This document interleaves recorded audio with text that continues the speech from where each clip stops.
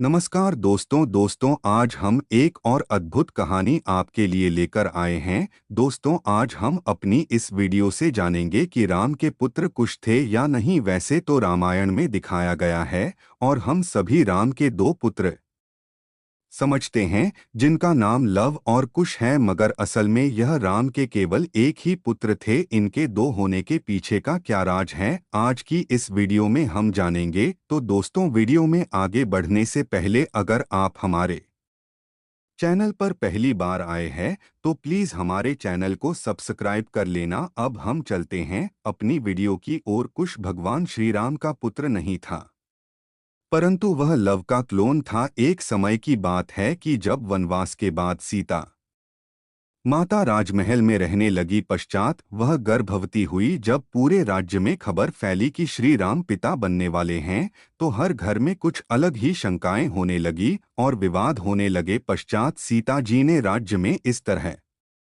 का स्थिति सुनते हुए वहां से जाना उचित समझा। उस जगह को त्यागना जहां उनका अपमान हो रहा हो, उस जगह नहीं रहना चाहती थी और वह वाल्मीकि जी के आश्रम में पहुंच गई। वाल्मीकि के आश्रम में पहुंचकर उन्होंने बहुत प्रयत्न से अपने कष्टों को भुलाया और गर्भ में पल रहे शिशु के लिए वाल्मीकि जी जो उनके पिता के समान, उन्होंने अपनी बेटी के समान उन्हें आश्रय दिया। कुछ समय बाद जब लव का जन्म हुआ, सब कुछ ठीक ठाक चल रहा था।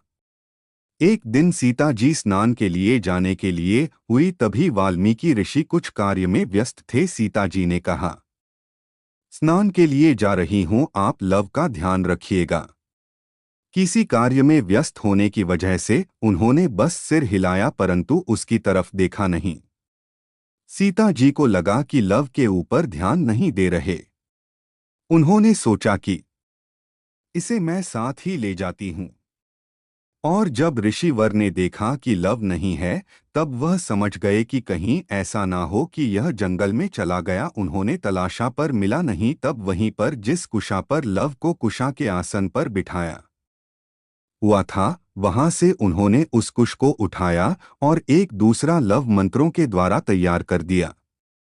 अब यहाँ यदि हम देखते हैं कि पहला क्लोन शिशु रामायण काल में हो चुका था, ऋषि ने कुशा पर रहे होंगे और उसी से उन्होंने बच्चे का क्लोन निर्मित कर दिया। सीता माता जब लौटकर आई तो देखा उनकी गोद में तो पहले से ही लव है।